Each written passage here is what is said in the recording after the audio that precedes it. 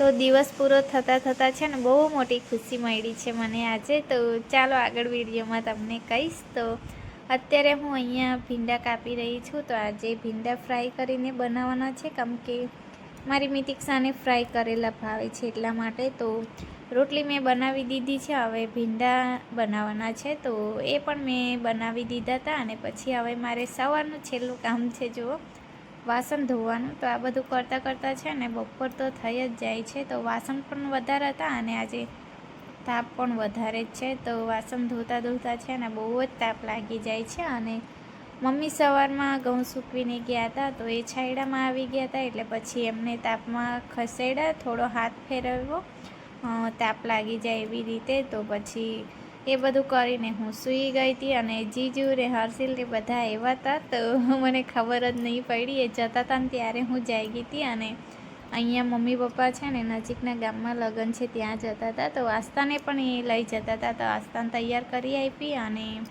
મિતિક્ષાને નહોતું જવું, તડકામાં હું નહીં જતી એવું કહેતી હતી, એટલે એ સાયકલ લઈને નીકળી ગઈ રમવા માટે. અને પછી મમ્મી પપ્પા પણ ગયા અને મમ્મી પપ્પાને વળાઈને હું કામ કરવા માટે પાછળ આવી હતી ને, તો એટલામાં જ મને છે ને વાંદરાનો અવાજ સંભળાયો. પછી મેં એમને બોલાવ્યા અને આખું ફળિયું ફરીને છે ને મેં બોલાવ્યા ને ત્યાં આવ્યા હતા. મને બહુ એટલે બહુ મોટી ખુશી મળી ગઈ આજે, કેમ કે મેં જાનવરને ખવડાવું છે ને, કૂતરા કાં તો વાંદરાને ખવડાવું તો બહુ ખુશ થઈ જાઉં હું, કે મને મારતા નહીં, મારા હાથનું ખાવા આવે છે એમ કરીને. તો પછી રોટલા ખવડાવ્યા હતા એમને.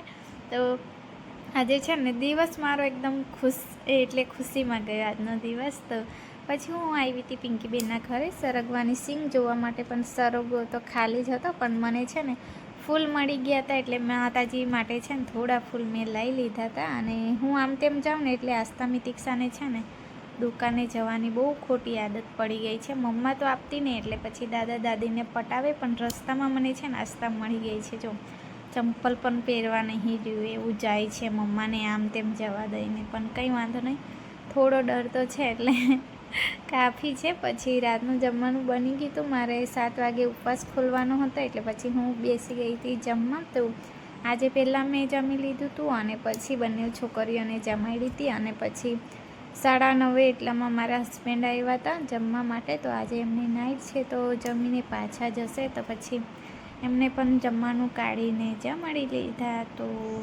આજનો મારો વિડીયો ગમ્યો હોય તો વિડીયોને લાઇક, શેર અને સબસ્ક્રાઈબ. જય માતાજી, જય શ્રી રામ.